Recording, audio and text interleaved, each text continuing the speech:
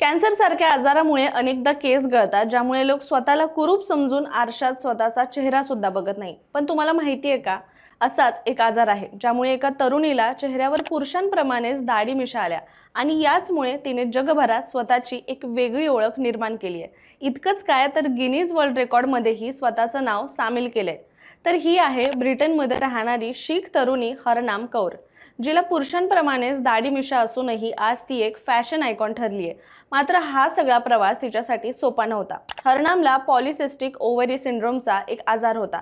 वयाच्या 11व्या वर्षी तिच्या चेहऱ्यावरचे केस वाढत असल्याचं लक्षात आलं. लोकांच्या नजरा, टोमणे, अपमान या सगळ्यानं हरनाम इतकी कोसळली की तिने घरही सोडलं.